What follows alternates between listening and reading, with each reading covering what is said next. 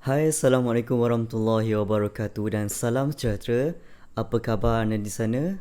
Diharapkan masih bersedia dan bersemangat untuk mempelajari berkenaan dengan subjek Bahasa Melayu, yang mana pada hari ini kita akan bincangkan berkenaan dengan tajuk Masyarakat Berilmu, unit yang ketiga, dan kemahiran yang kita akan fokuskan pada hari ini iaitu kemahiran membaca.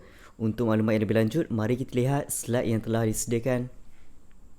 Pada pembelajaran pada hari ini, murid-murid dikehendaki untuk merujuk buku teks muka surat 14 dan bersedia dengan buku nota untuk mencatat apa yang perlu. Untuk pengetahuan murid-murid semua, kemahiran membaca adalah satu kemahiran yang paling asas untuk setiap masyarakat ataupun manusia bagi menguasai sesuatu yang lebih keterhadapan. Jadi, kemahiran membaca adalah asas kepada semua. Dengan membaca, kita dapat mengetahui ilmu. Dengan membaca, kita dapat kenal sesuatu yang kita belum pernah jumpa.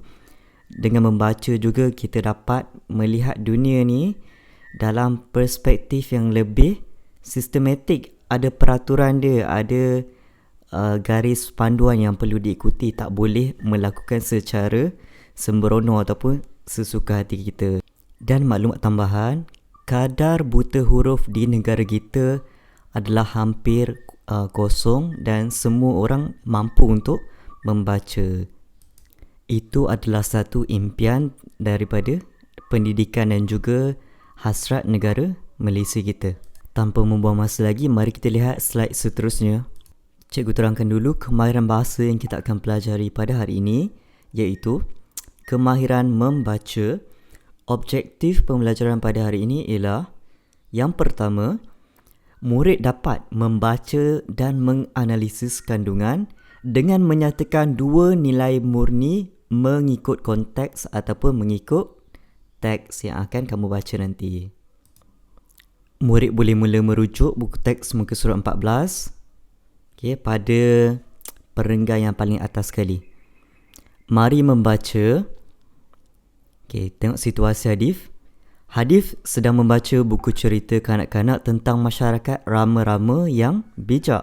Rama-rama ataupun masyarakat rama-rama di sini bermaksud bahawa terdapatnya kumpulan ataupun kelompok rama-rama kan. Sebab bila kita buka buku cerita ni, dia adalah satu cerita yang imajinasi ataupun cerita rekaan. Jadi situasi masyarakat rama-rama yang Hadif sedang baca ini juga seperti kebiasaan manusia.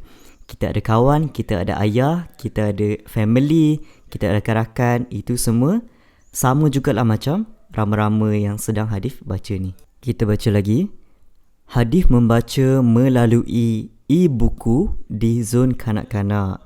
Jadi kalau kita katakan e-buku ni bermaksud Hadif membaca bahan yang digital ataupun bahan-bahan di dalam internet contohnya, dan menggunakan tablet ataupun komputer juga telefon pintar. Baiklah, pada pandangan kamu, apakah bahan bacaan lain selain yang dibaca oleh Hadif iaitu bahan secara digital? Cuba fikirkan. Di hadapan kamu adalah contoh-contoh bahan bacaan yang terdapat di sekeliling kita. Contohnya, yang di sebelah kiri kamu, surat khabar, majalah, komik. Komik, cikgu rasa kamu dah biasa dengan komik. Yang mana selalunya kalau komik ni dia macam kartun semua tu kan. Seterusnya adalah novel, bahan bacaan yang mungkin sedikit berat dan juga kandungan dia agak tebal jugalah dia punya muka surat tu. Dan yang terakhir yang biasa kamu guna sekarang ialah bahan atas talian. Kamu tengok laman sesawang, kamu baca artikel, kamu baca penulisan dan sebagainya, buku cerita, semua ada online sekarang. Jadi itu adalah cara yang baik untuk kamu mengisi masa lapang ataupun menambah pemahaman dan pengetahuan kamu.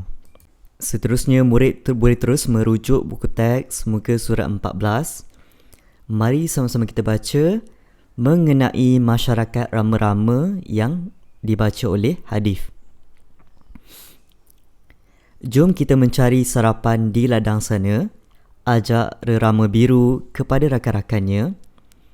Okey, nilai murni yang ada pada ayat tersebut adalah contohnya setia kawan.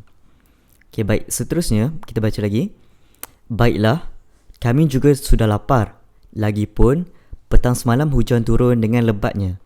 Kami tidak dapat mencari manisan daripada bunga-bunga di sana, kata rerama kuning mewakili rakan-rakan yang lain. Okey, kita baca perenggan seterusnya. Mereka pun terus terbang bersama-sama menuju ke ladang bunga di kaki gunung. Apabila tiba di sana, keadaan sudah berubah. Jadi kita lihat apakah nilai yang boleh kita dapati menerusi perenggan yang berwarna merah ini. Okay, mereka pun terus terbang bersama-sama menuju ke ladang bunga di kaki gunung. Okay, apa kita boleh cakap pasal nilai dia? Okay, nilai yang terdapat di sini ialah contohnya setia, sebab mereka pergi ke satu tempat bersama-sama. Ataupun nilai yang lain adalah contohnya kerjasama, tolong menolong. Okay, itu pun boleh diterima juga. Baiklah, mereka sudah pun bersama-sama bergerak menuju ke ladang bunga di kaki bukit. Bila tiba di sana, apa yang berlaku? Keadaan sudah berubah. Jadi apakah yang berubah? Kita baca lagi. Bunga-bunga di sini semakin sedikit. 2 hari lepas, keadaannya tidak seperti ini, kata rerama biru. Tidak mengapa. Selepas menghisap madu, kita boleh menolong bunga-bunga ini menyebarkan debunganya di sekitar kawasan ladang ini, kata rerama merah. Jadi kita lihat ayat yang berwarna merah tersebut, kita boleh menolong bunga-bunga ini menyebarkan debunganya. Jadi nilai murni yang terdapat di situ ialah tolong menolong. Baik, cikgu nak tanya, selain tolong menolong, apakah nilai murni yang lain yang kamu rasakan sesuai dengan ayat tersebut?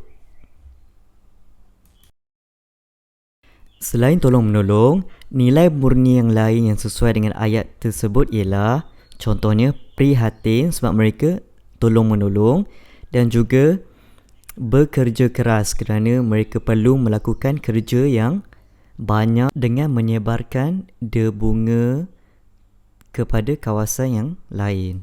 Kita teruskan lagi. Baiklah, mari kita mulakannya bersama-sama, ajak rerama biru. Jadi nilai di sini ialah bekerja sama. Okey, itu mudah. Teruskan lagi. Mereka pun sibuk terbang ke merata-rata tempat di kawasan ladang tersebut. Beberapa minggu kemudian, ladang tersebut mulai cantik dan berwarna-warni dengan pelbagai jenis bunga. Bekalan manisan untuk mereka pun bertambah. Jadi, selepas mereka telah melakukan pendebungaan di kawasan pendebungaan ni macam mereka menyebarkan benih-benih bunga-bunga yang lain kepada kawasan yang lain. Jadi kawasan tersebut pun ditumbuhi dengan tumbuhan. Kita lihat yang keempat, nilai murni, mereka sibuk terbang ke merata-rata tempat di kawasan ladang tersebut. Jadi kita boleh cakap nilai di situ ialah mereka rajin berusaha kerana mereka pastikan ladang ataupun tempat tersebut tumbuh dengan banyak dan juga sekata semuanya. Jadi dia kata tadi, beberapa minggu kemudian ladang tersebut mulai cantik dan berwarna-warni. Jadi bekalan manisan pun bertambah. Okay, beberapa minggu pun telah mendapat hasil bunga-bunga yang banyak. Sekiranya mereka tak lakukan perkara tersebut, apa akan jadi? Jadi kalau mereka tak buat, jadi bunga akan semakin berkurangan. Mereka pun tak dapat sumber manisan ataupun makanan mereka. Jadi nilai murni yang kamu belajar dekat sini ada 4. Yang pertama ialah setia, kedua tolong menolong, ketiga kerjasama, dan yang keempat rajin berusaha. Selain nilai-nilai murni ini, terdapat nilai murni yang Apakah contoh nilai murni yang lain? Kalau semua nak tahu, mari kita lihat slide seterusnya. Mari sama-sama kita lihat apakah yang dimaksudkan dengan nilai murni. Jadi, nilai murni ialah dapat definisikan sebagai perlakuan yang baik, peradaban dan tata susila individu, manusia dalam hubungan yang sesama manusia, alam dan Tuhan. Okey, ini adalah 17 contoh nilai murni yang utama. Terdapat banyak lagi nilai murni yang lain, tetapi yang kamu nampak di depan kamu ini adalah nilai murni yang biasa dan juga yang utamalah, senang cakap. Kita ada baik hati, berdikari, berhemah tinggi, hormat menghormati, kasih sayang, keadilan, kebebasan, keberanian, kebersihan fizikal dan mental, kejujuran, kerajinan, kerjasama, kesederhanaan, kesyukuran, rasional, semangat bermasyarakat dan patriotisme. Jadi cikgu harap kamu boleh faham setiap satu daripada nilai murni ini. Seterusnya kita ada satu aktiviti yang mana cikgu nak kamu meneka apa? Jadi kamu perlu untuk meneka ataupun menyatakan nilai murni yang sesuai dengan situasi yang akan diberikan. Tanpa membuang masa, mari kita terus dengan aktiviti seterusnya. Baiklah, kamu dikendaki untuk menandakan atau tandakan nilai murni yang berkaitan dengan situasi berikut. Jadi yang mana berkaitan dan juga yang mana tak berkaitan, sila tandakan. Kamu ada masa 1 minit, bermula sekarang.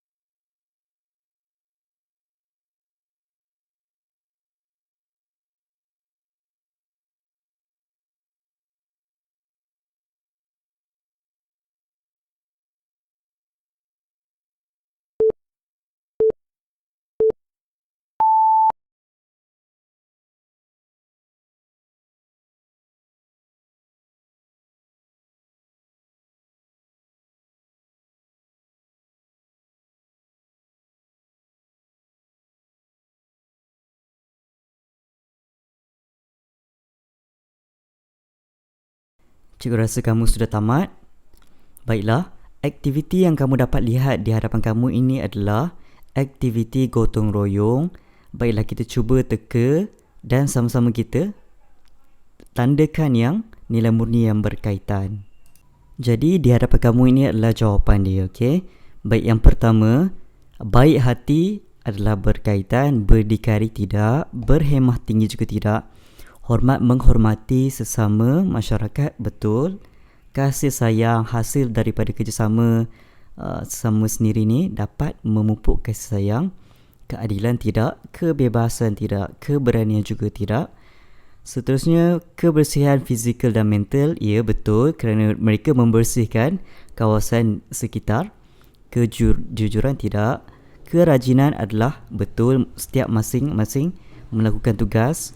Kerjasama, ya betul, mereka melakukan bersama-sama. Kesederhanaan tidak. Kesyukuran juga tidak. Rasional tidak.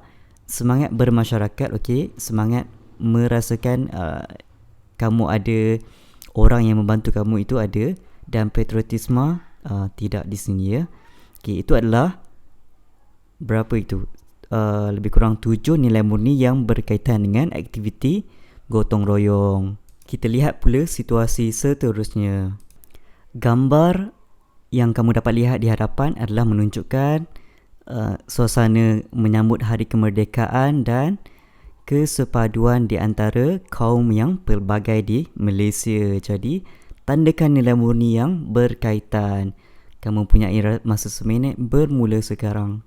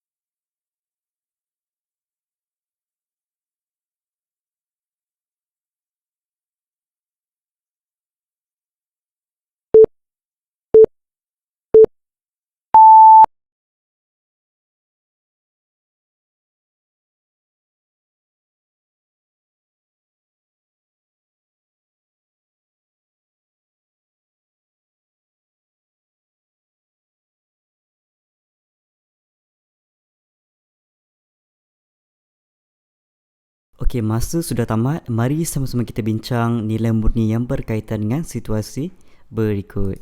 Baiklah, itu adalah nilai murni yang berkaitan dengan situasi ini. Yang pertama ialah baik hati. Cikgu teruskan kepada yang berkaitan saja.